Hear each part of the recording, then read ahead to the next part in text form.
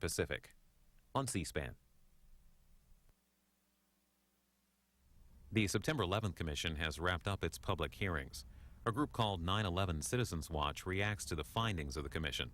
At this event, we'll also hear from family members of 9/11 victims. This is just over an hour.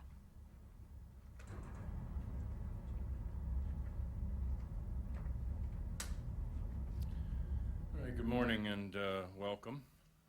I wanted to thank both C-SPAN TV and radio for covering this event. They play a tremendous role in terms of getting out information to the public about what's happening in this country, and information is central to democratic process. I also wanted to thank the Press Club for helping us with the arrangements here, and also the families that we've worked as closely as we can with during this process, families of the victims of 9/11. And we have several speakers from the families today, as well as some statements from members of 9/11 Citizens Watch, which is the organization that Kyle Hentz and I co-founded at the beginning of the process of this commission hearing. And it was with the idea that we would have an oversight or a watchdog function on that process.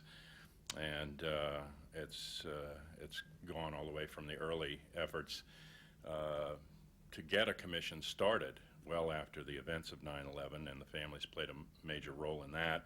There was a lot of White House obstruction and a lot of problem getting it started, getting it the resources it needed. It had to get extended funding. It had to get an extension of time just to finish its report, and it still has been operating on a fairly limited base.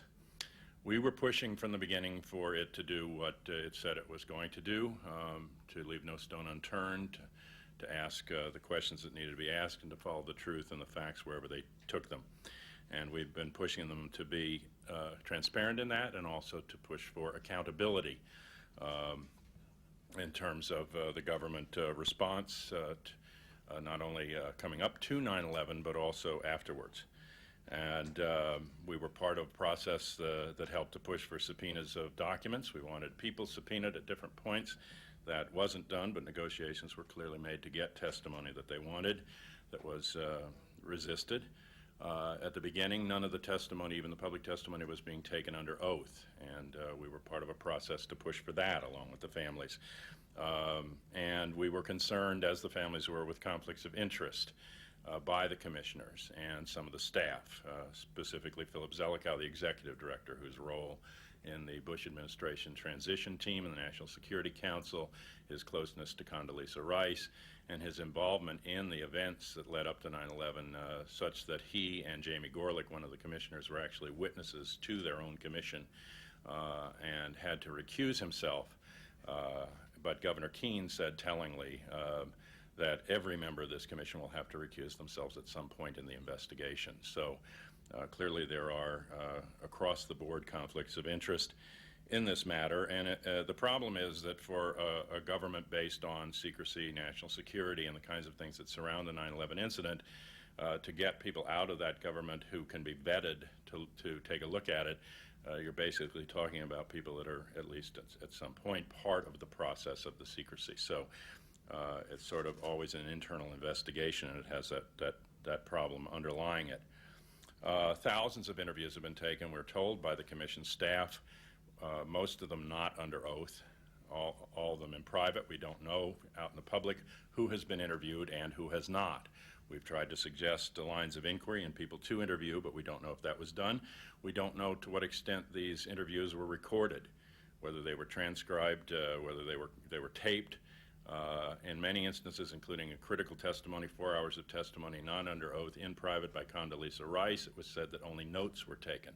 We know that only notes were taken of the critical interview with President Bush and Vice President Cheney, and even those notes had to be vetted by the White House before they would be released back to the commission that heard them. And the report itself must be vetted by the administration before it is released. And so pre-written chapters of the report, we were told yesterday, are already on their way to the White House for vetting so that the whole report can get out by the deadline of July 26th. I urge people to take a look at our website, www.911citizenswatch.org. We put up a steady stream and have an archive there of materials that have called many of the official versions of 9/11 into question, and that raise many issues and questions that are still unanswered. There is a rising public suspicion about the official version of 9/11 in polls here in the United States and around the world, and a suspicion about the official pronouncements and even some of the conclusions reached so far by the staff of the 911 Commission. And there's also a grassroots pressure growing from within the families and the public in general, many grassroots organizations calling for the beginnings of an independent inquiry of some sort, a citizens commission that would hear some of the testimony that the commission has ignored or not taken into account. Left out of the hearings, in our view, from yesterday in the response, and Kyle will be amplifying this with other points, but a 9/11 Citizens Watch response to the hearings yesterday, the broader historical context of the plot seemed to have been ignored.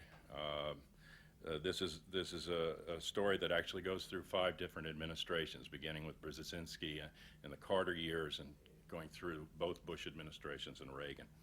And the funding by intelligence agencies in the United States, Saudi, and Pakistan of the Mujahideen resistance, and funding that continued up to the time of 9/11. The $77,000 transfer was mentioned in the testimony to the plotters, but the $100,000 transfer to Mohammed Atta was ignored in the staff statement, and that came through Pakistani intelligence as late as August of 2001.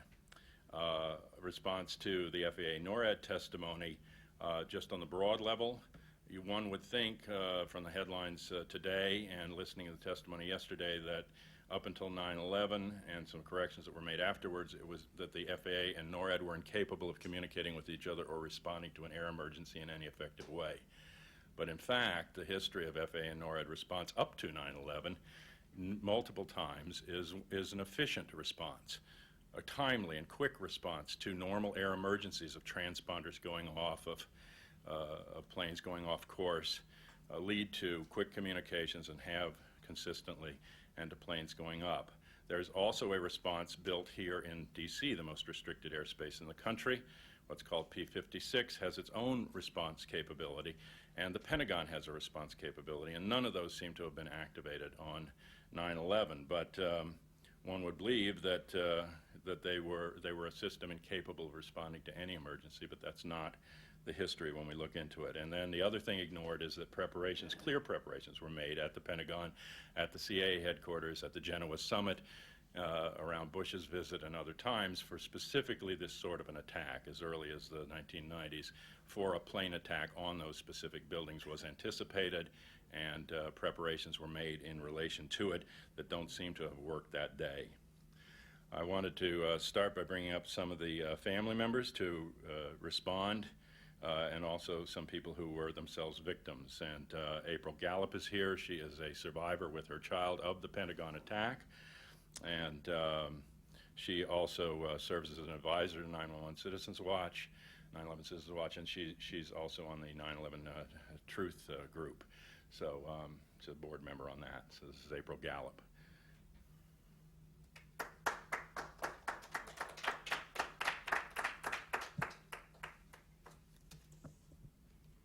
Good morning. I'm glad to see those of you that are out here bright and early. If I wanted to focus on something, I wanted to focus on the fact that I and my son are from the attack on the Pentagon, meaning that we were inside the building on that day that the world will never forget. I'm also medically retired from active duty service to our beloved country. And I say that because I want it to be thoughtful and to be understood that I'm not here, and neither are the families here, to do a point the finger type of thing or to discredit, the military. But what we're trying to do is carefully scrutinize and to work towards transparency and to ensure that those who fail to do their jobs and perform their duties are held accountable for those failures. One of my mottos is, it's best to take the hard right instead of the wrong left.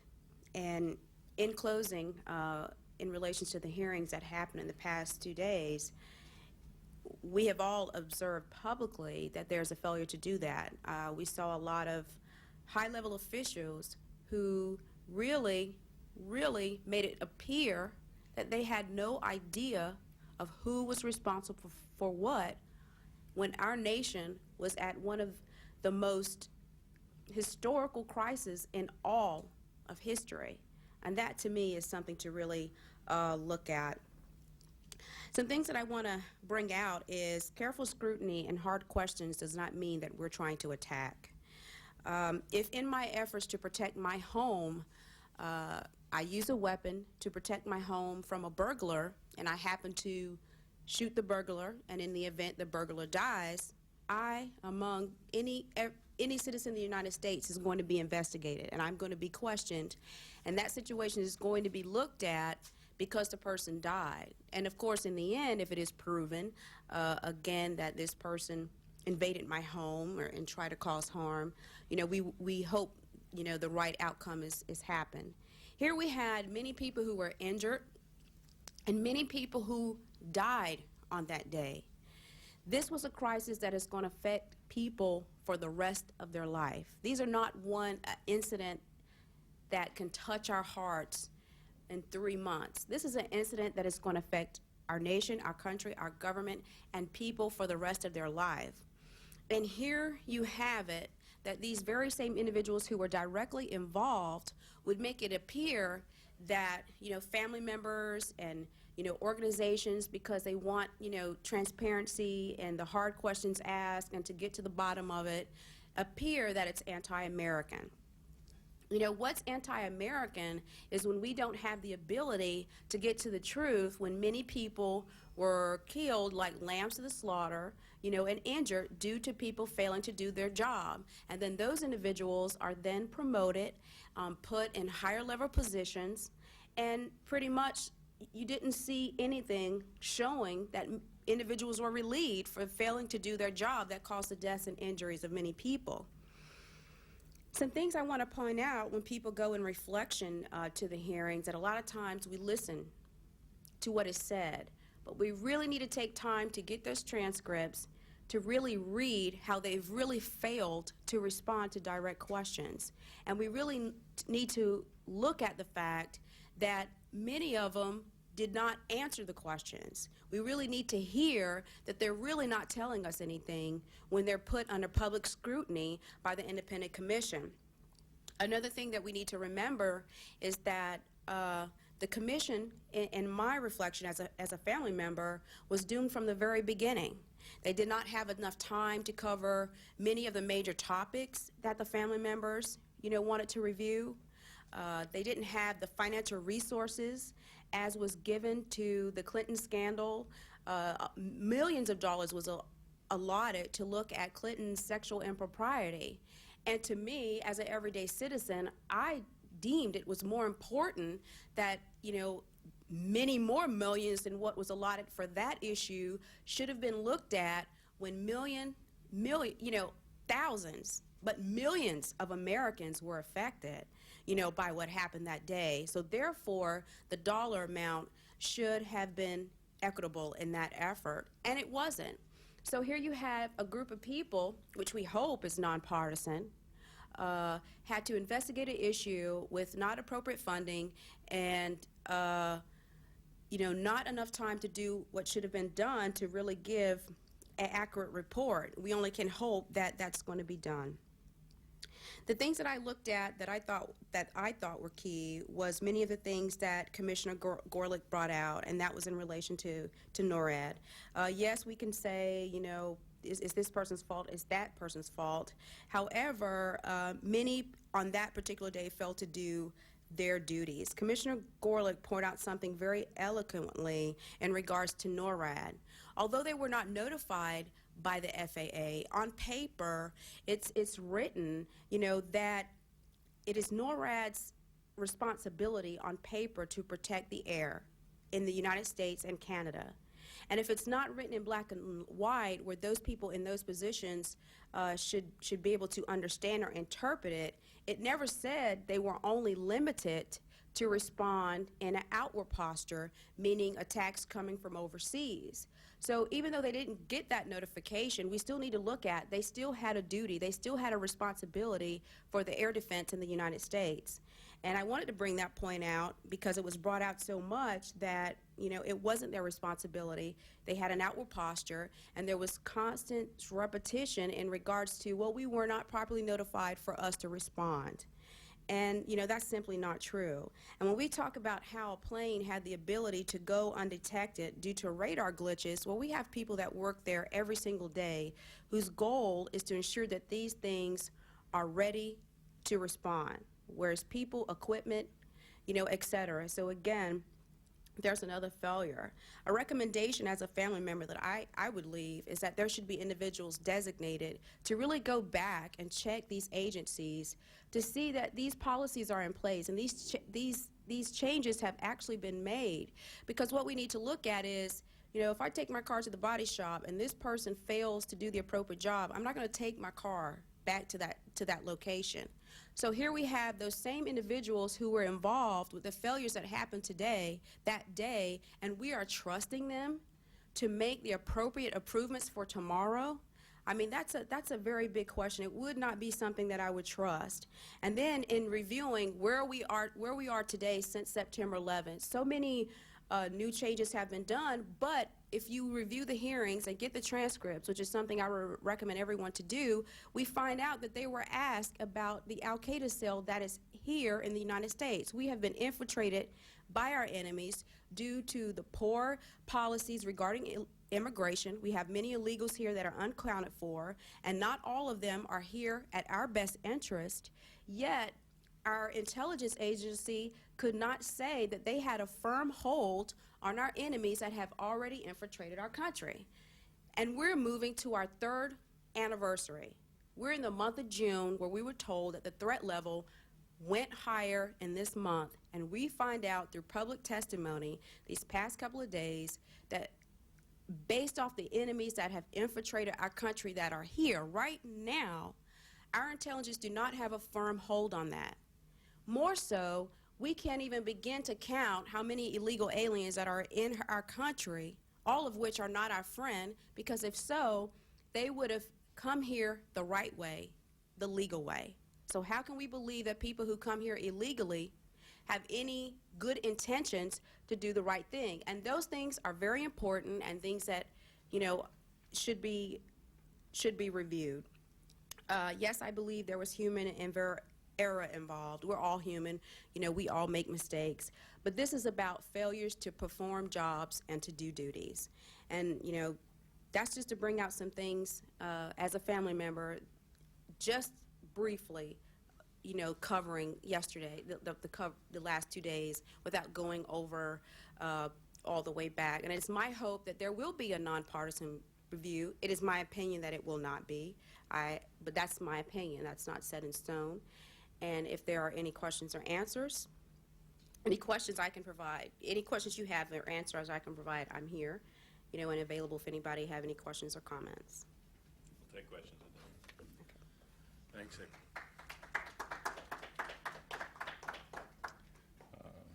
The next speaker is also someone who lost a family member, Abraham Scott, lost his wife, who was a Pentagon employee, and he'll add his reactions to the recent hearings.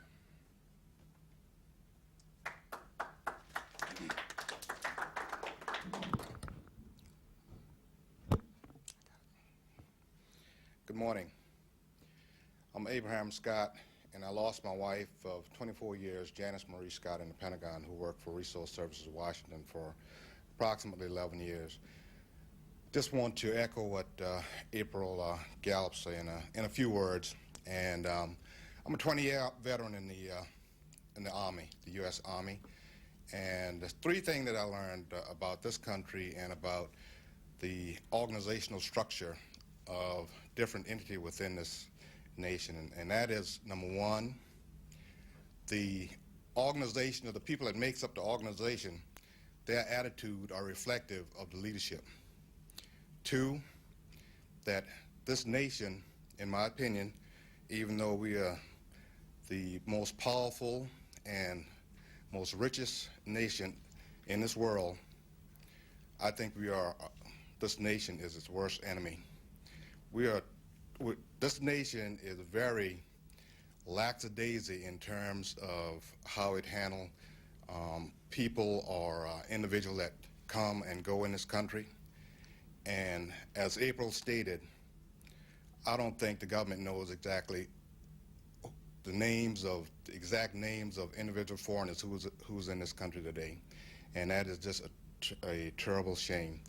And I'm sure there are sleeper cells in this country that are just waiting for the right time in place to strike.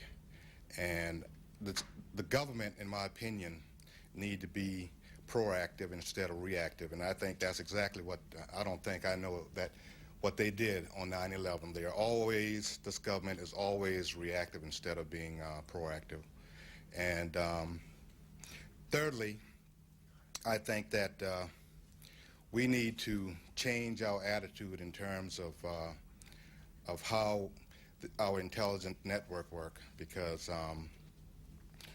we have a lot of intelligent agencies within this country, but in my opinion, they're not working together. They're working in their own little cell, and as long as they do that, the intelligence operation will never work. And I don't know whether the commission will be able to do it or not.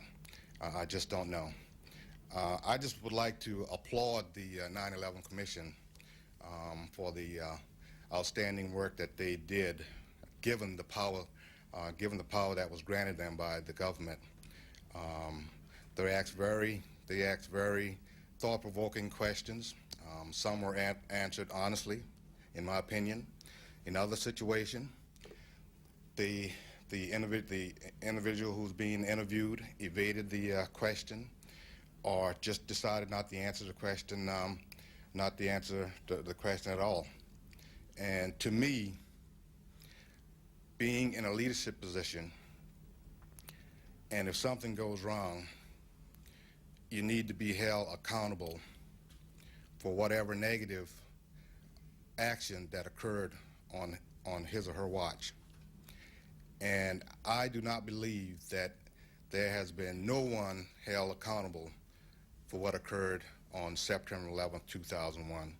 And I think that is very, very disheartening to me. I have great respect for this country. I had great respect for this country, but in my opinion, it has diminished after 9/11, given what happened to my wife and over 3,000 other victims on that particular day. I do believe that the current leadership, and I'm not pointing out any names, leaderships in this country today has a very apathetic attitude in which they have handled the situation of 9/11, pre and also post 9/11. Very, very apathetic. And in my opinion, as a citizen and a voter, I feel like, in my opinion, if the leadership is not doing its job, then it's time for them to be taken out, time for the leadership to be taken out. And in my opinion, I do believe that the current leadership of this country need to be removed, because they are not doing their job. And if they were doing their job prior to 9/11 and on 9/11, I will not be up here today talking about the death of my wife. Thank you.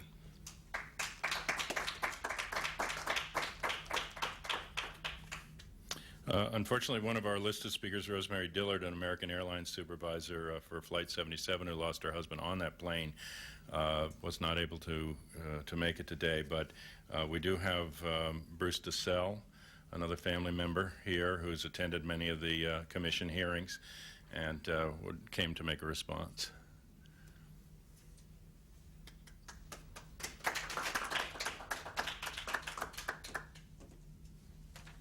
Good morning. Thank you for having this independent Citizens Watch Commission.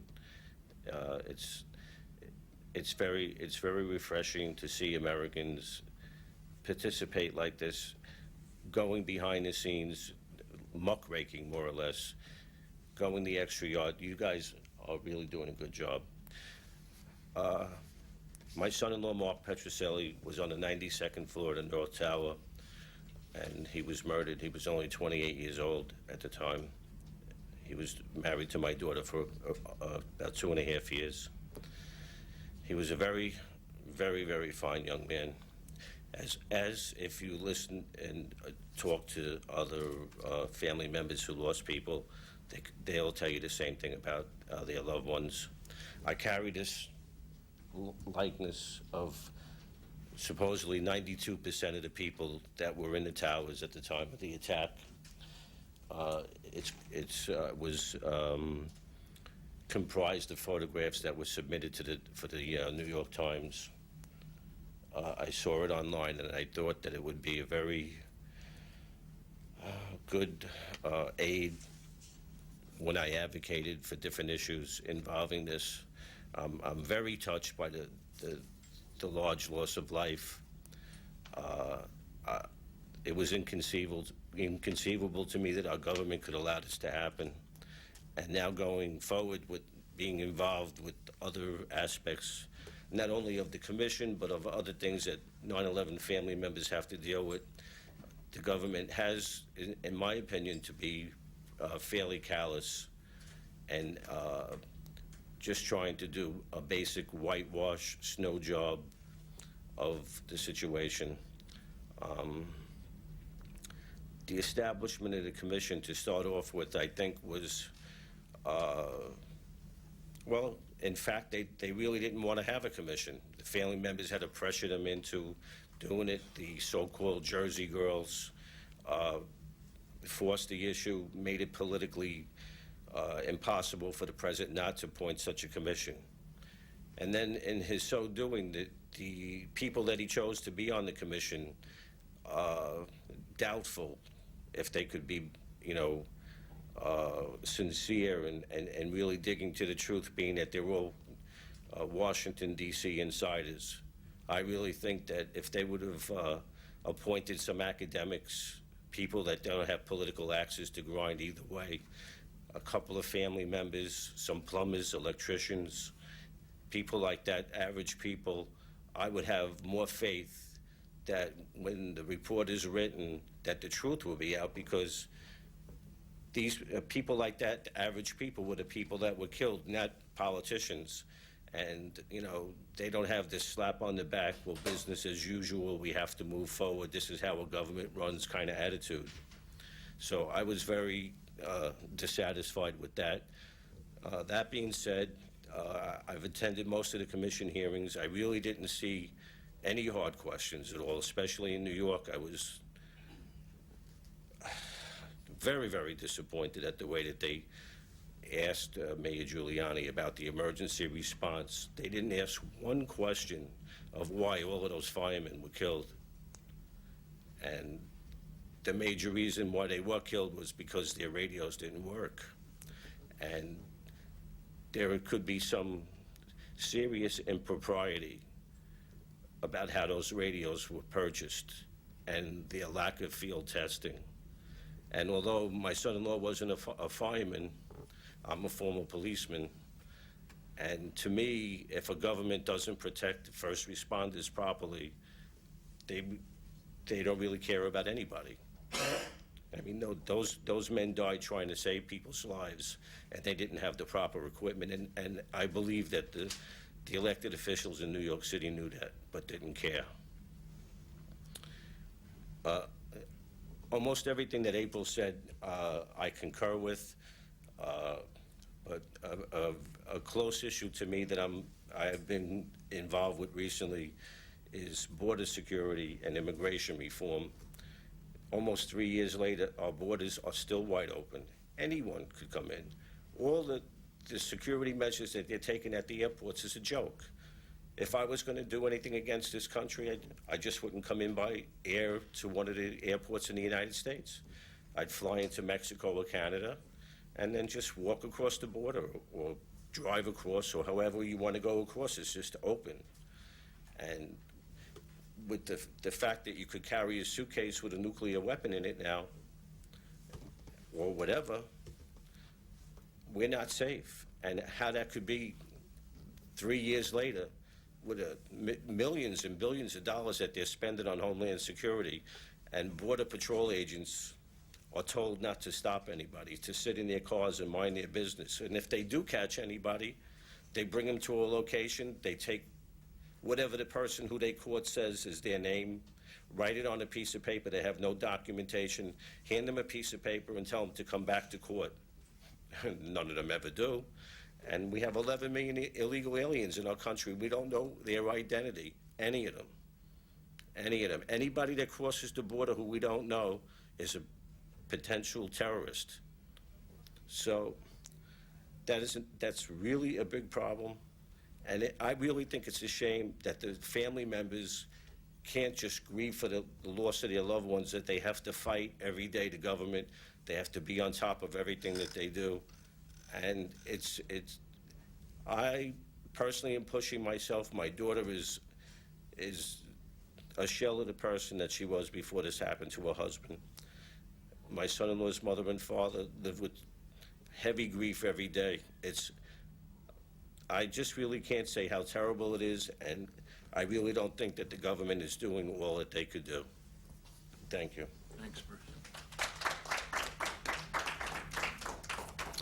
Okay, we're going to have some brief comments by Kyle Hentz, co-founder of Citizens Watch, and maybe if you can bring that with.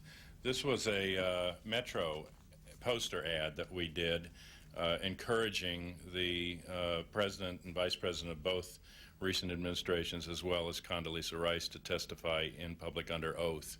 And we had this up for a month in the subways here, and took an ad out similar in the Washington Post. And this came out right before Clark's testimony, and it got a lot of good public response. But we've continued to try to put pressure on this commission to do this investigation in a way that's open and responsible, and that will get at the facts. Kyle Hentz. Thank you, John. Thank you, and thank you, Bruce, Abraham, and April for being here. I'm going to try to keep my comments short so we can get some Q&A in. One thing that struck me about Wednesdays, there were 2 days of hearings, and Wednesday's hearing dealt with the 9/11 plot. And it was apparent from the staff statement that was released that morning that much of the new information we learned came from Khalid Sheikh Mohammed. And he was referred to numerous times during the testimony as KSM, KSM. And of course, we all heard UBL, UBL. These two individuals were the perpetrators, the alleged perpetrators behind 9/11. And yet they trump out these names like they're, it just struck me as odd. You have the FBI, CIA, ONI, FBI, FAA, DEA. Now we have UBL and KSM. These people should be brought to justice here. Where is Osama bin Laden? And where is KSM? He's held in an undisclosed location somewhere, and apparently probably under duress or torture. He's probably, I think he's been in custody. The government is declining to say whether he is in their custody. In the legal proceedings between the insurance companies and Silverstein, the leaseholder of the World Trade Center, the insurance companies want access to KSM, and they're not getting access. So where is he, and why isn't he being brought to justice in this country for the murder of 3,000 people?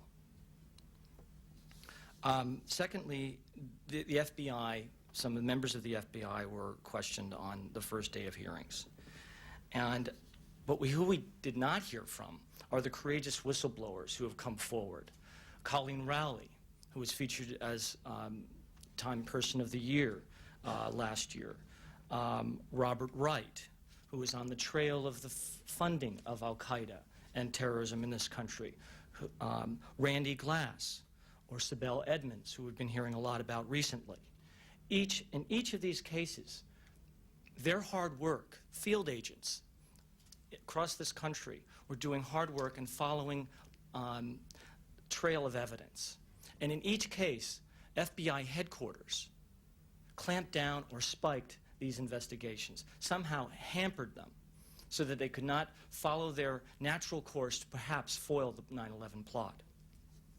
So we would have liked to have heard from Sibel Edmonds, Randy Glass, Robert Wright, or Colleen Rowley, but we didn't. I should note that the person who should be questioned about this, who should have been before the 9/11 Commission, is David Frasca at FBI headquarters, who is the head of the radical fundamentalist unit there. How many of these investigations crossed his desk? And who doctored Colleen Rowley's FISA request for getting access to Moussaouy's computer? They had Moussaoui in custody. The next point I'd like to raise is the question surrounding the events of September 11th, what happened in the air, and what was happening in the air that day. We've learned, in part from the first FAA NORAD hearing, that there were multiple war games going on September 11th, at the same time that there was a multiple hijacking. We had Vigilant Guardian, Vigilant Warrior, Northern Vigilance, and we've also learned that in an independent exercise being conducted out of Andrews Air Force Base, that 3 planes were taken over North Carolina, approximately 200 miles away, on that very day as well, leaving the Pentagon and P-56 airspace over the nation's capital undefended. So the question needs to be raised, were those simultaneous war games responsible somehow for a fog of war games, a confusion, and how it was, or could it be, questions about the choosing of that date. How did it come to pass that we had this extraordinary coincidence on September 11th?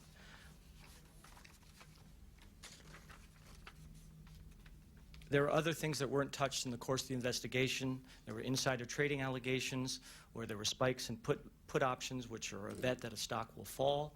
On United and American Airlines, of course, those are the two airlines that had their passenger jets hijacked that morning, and after 9/11 the stock prices did fall and someone made a windfall of billions of dollars, according to short-selling expert Phil Erlanger. We heard nothing about that in a single public hearing. And there are many others, but for now I'd just like to leave it there. Please visit our website and monitor that in the coming weeks. We do plan to issue a report of our own to coincide with the release of the 9/11 Commission's final report, and then approximately a month or so after their release of their final report, Citizens Watch will produce a critique and analysis of the of the 9/11 Commission report. So with that, we'd like to open up for questions from members of the press who are here. Thank you very much. And feel free to direct the questions to family members or others. I would just add that part of our work now also has been to try to get the Commission to release not only a report, but the raw documents that would back up their conclusions to the extent that they have non-classified data, and we know that they do, and that they also recommend a process of quick declassification for the remaining documents so we don't end up in a position like we did with the Warren Commission in the earlier investigations where records are locked up for 50 to 75 years after congressional or executive investigations. And there is a model, the Assassination Record Review Board model that was set up for the release of the JFK records that I recommended to Governor Keane that they put in their recommendations. But if these records just go into the archives, we may not see them for many, many years, and it's not going to be enough to release just monographs, which is what Lee Hamilton said they were going to release along with the report. Monographs are just conclusions or summaries. So if there are press questions for any of us, I don't know if other people want to come up and.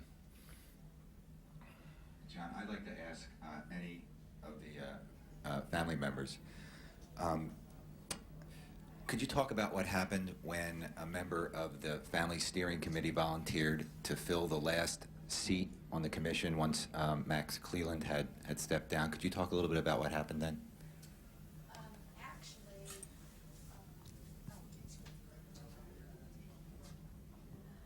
Actually, there was a lot going on. As you know, there are staffers that work behind the scenes with the commission that are actual family members.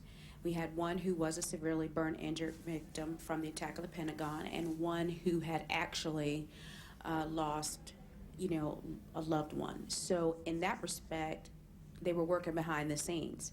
However, when the matter came up, the families did generate nominations for that, and of course, based off the results, it was not successful. So it was, I say that because I want you to know that, of course, we would want representation on it because we're affected by it emotionally, and lifelong. Many nominations were made, mainly from the New Jersey girls. I mean, they spearheaded this whole thing when many of our family members were trying to recover. We all helped in so many ways. It would have been great if all of the New Jersey girls could have been up there, but unfortunately, we couldn't even get one of the New Jersey girls or any of the other nominated family members on the committee. And at this point, even up until today, I really haven't heard a justifiable reason as to why not. I understand that each commissioner had to have a certain level, of clearance, but could be obtainable by many of our family members. Yes, I was nominated by Senator Spector to sit on the board, and the name went forward, and that was the last I heard of it. And like April said about the in terms of security clearance, 20-year veteran, and I left the service with a top secret SCI clearance. So I don't know, just don't know. For those that don't know them, the Jersey girls include Patty Kazaza and Lori Van Auken, Kristen Breitweiser, and Mindy Kleinberg, and these are widows of some of the people that died in the Twin Tower attack. But they've been in the news very much and referred to that way because they lived in New Jersey and have worked together and come up and down the turnpike for the meetings. They represent part of a family steering committee that also exists, and there is a site for independentcommission.org that they have with their questions for the commission, many of which remain unanswered.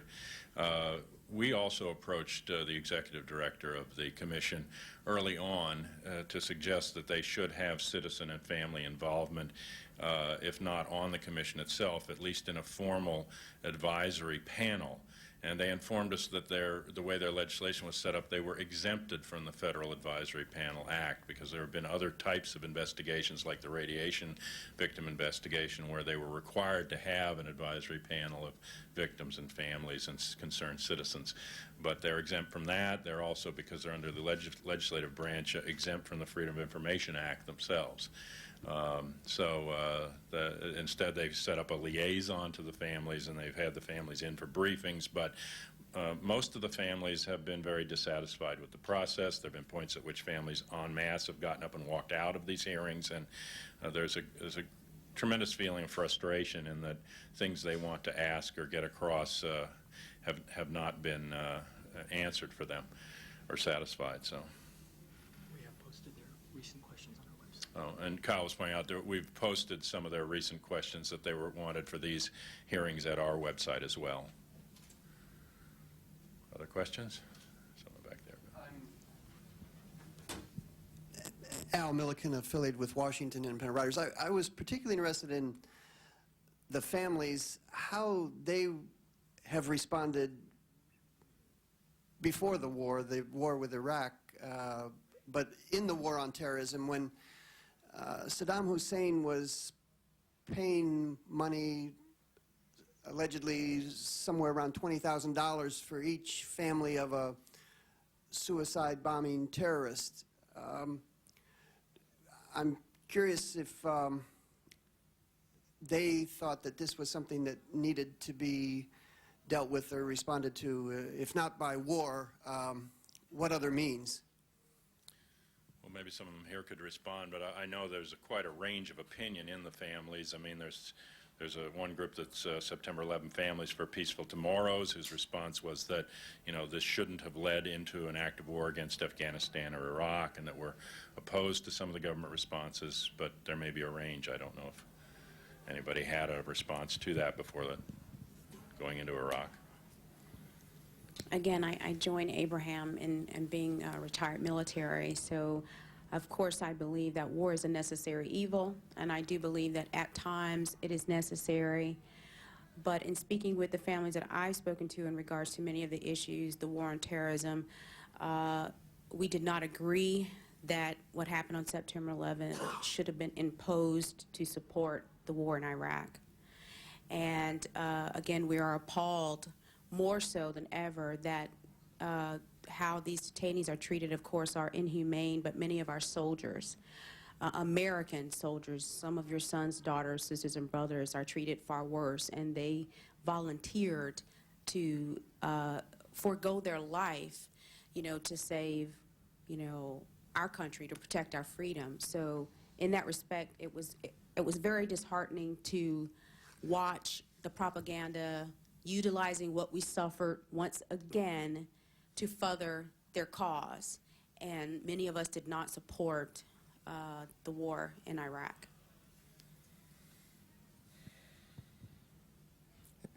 Being a military member, I don't think, based on the fact that Saddam Hussein was offering, I guess, $20,000 for anyone that became a suicide bomber or a suicide person. I do believe that there are other means that we could have, and I think we were doing in order to topple Saddam Hussein, and that's economic sanction. And we do have capability within the military. Some of our classified organization that could go in, assassination, could have gone in and do things to assist in toppling the government without sending all those troops over there to be killed, in my opinion, for no fully justifiable reason. Thank you. I do think it's important that the 9/11 has been used as a justification for foreign and domestic policies that in many cases the public as a whole has not called for, doesn't agree with, and I think it's a very significant question. What should come out of this, and the recommendations that are going to be made by this commission are going to carry great weight in that regard. And one of the areas that they're looking at is whether they should have a centralized intelligence agency inside the United States, the equivalent of a MI5 in Britain. And if they recommend that, it's going to have tremendous consequences. The connections between Saddam Hussein and Al-Qaeda, was anyone convinced of, any of the evidence that they saw? Like, I don't know, the one writer from the Weekly Standard was pursuing this. I heard him yesterday at the Heritage Foundation. It actually was quite convincing to me, and I'm concerned. I mean, pretty much the commission discredited that possibility. I think what the commission said was that they didn't find that there was no relation at all or no connection at all between Al-Qaeda and some elements in Saddam Hussein's government, but they said that there was no direct connection relating to the 9/11 plot, that they could find no credible evidence linking to the plot, but not that there was no connection at all between the two.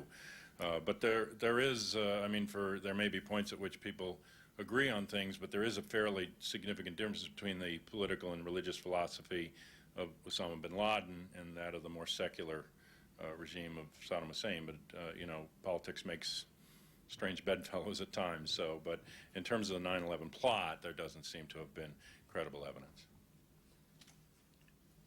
Yeah, I have a question about the participation of the domestic terrorism section of the Justice Department, or the lack of participation. As you know, they have been dealing with hijacking. That's been their responsibility long before this 9/11 occurred. And it's a fairly well-funded division of the Justice Department. So could you comment on what you thought of their participation or lack of participation in this particular investigation? Well, as Kyle mentioned before, I mean, there were numerous instances where the FBI started in a direction that could have gotten after the funding of the terrorists or some of the people themselves moving around or gotten them on a watch list, and those investigations were interfered with. John O'Neill is an important character, and there should have been some testimony regarding that history, because he was a top counterterrorism expert in the FBI. It appears that people who were opposed to him for whatever sets of reasons set him up in a situation where he was sort of removed from the FBI for leaving a briefcase in a room, and compromising situation. But the net effect is that one of the key people in the FBI that was pushing toward, since '93, since the first attack on the Twin Towers, toward the elements that eventually would coalesce into the 9/11 attack, as well, that ball was dropped. And another key FBI counterterrorism person was shot in the head here in Virginia by the sniper during the sniper incidents, a woman who had been central to that. And so some of that key people in that were either obstructed or capabilities dismantled. But did you have more to say on it? The only thing I wanted to add to that is just that what happened in the wake of 9/11 is that we were awarded failure, so that people in positions of responsibility who were on duty, it was on their watch, at the time of September 11th, in the aftermath, were rewarded, either with promotions or bigger budgets for their departments or their agencies. And that doesn't inspire confidence in me, and I don't think that inspires confidence in most of the American people. John, my name is Nick Levis of 911truth.org. I'd like, if possible, to ask you about two different topics. The first would be, it's been brought up that there was a possible connection between the former Iraqi regime and al-Qaeda, and I think, certainly that requires investigation, but what I found much more disturbing was the failure entirely to investigate the historic connections between our own intelligence complex here in the United States and al-Qaeda, since al-Qaeda is largely a creation of the CIA over the 20 years of the Afghan jihad and then the ISI's creation of the Taliban. So I was wondering if you could talk a bit to this particular failure to investigate the connection between the U.S. and al-Qaeda, and then I'd like to ask about the air defense response timeline, if possible. Well, it's certainly, as I mentioned earlier, one of the major areas of historical context for this that I think the Commission did not develop. And in fact, at one point, when it was raised at a press conference, Lee Hamilton, the vice chairman of the Commission, said that he didn't accept the premise that there was any connection between U.S. intelligence and al-Qaeda. But in fact, a combination of Saudi, which was about half of the funding, through Bank for Credit and Commerce International, and CIA money through Pakistani ISI, their intelligence services, and some of this on both sides of that seems to have involved drug profits as well, went into the funding, training, equipping, and arming of the resistance in Afghanistan, and that funding doesn't